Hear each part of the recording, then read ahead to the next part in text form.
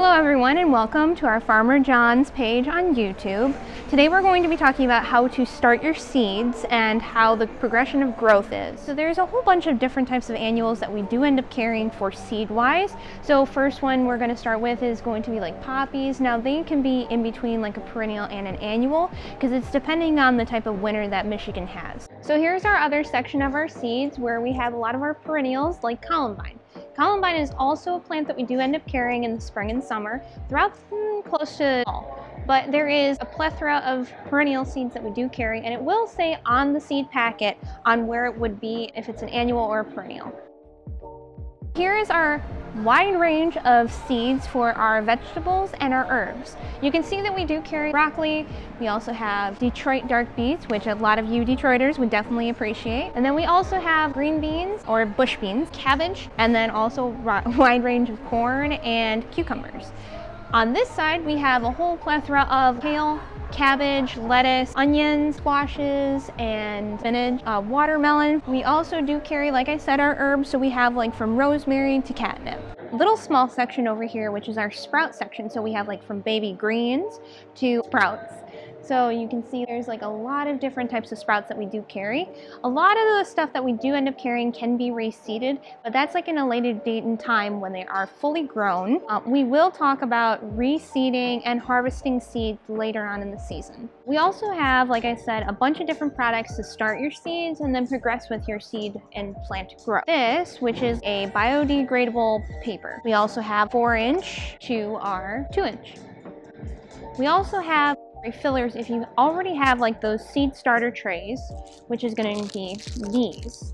These little type of pallets are the things that will expand to make those tiny little plugs that you normally see in like annual hanging baskets. We're going to be starting with is going to be our seed starting soil, which is going to be this in this blue bag. Then you'll progress to something a little bit different and be like our regular potting mix. That'll be like for something that you're going to put like in a terracotta pot or something a little bit bigger to progress the sprout or the plant in its growth of planting. If you wanted to like boost up your plant for fertilizer wise, we have a flower tone for your annuals and perennials that you'll be using. So here is our garden tone that you can use for your herbs, your vegetables, or your fruit plants. This will help progress the growth in your vegetables and herbs and fruit, so that way you get a very luscious plant and a luscious harvest. A lot of times our seeds are going to have a description on this back of the package on depth, spreadage, also depending on how long it will take for them to start sprouting up and growing.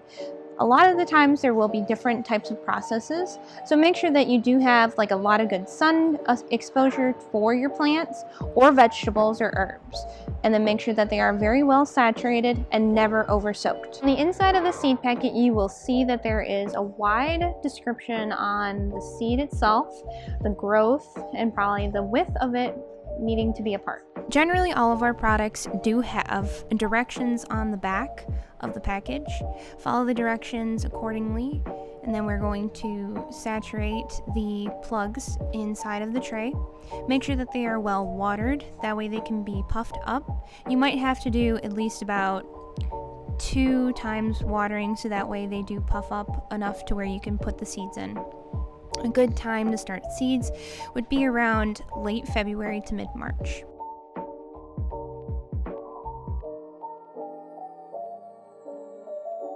Now that they are fully expanded, which they will look like this, I leave it in the tray with the lid on top, so that way it creates like a greenhouse, like a miniature one. It keeps the heat in a lot to where it wouldn't get too cold. You're going to put your finger in the middle just a little bit, so that way we create a small little hole. Then we're going to take the seeds and kind of just like lightly dab it in there. Now these seeds are really tiny since these are the poppy seeds. So once they're done in there, we're going to close it up a little bit. Just mix the soil in. Then we're going to slowly progress through the other one. You will start to see a small little bit of seeds in there. So we're just going to kind of brush it up a little bit so that way the seeds are nice and covered. Now we're going to cover that up. And then we're going to start with our other seeds. Now this is going to be the Carnations. This is what we're going to start with. So I'm going to just go from this one right here.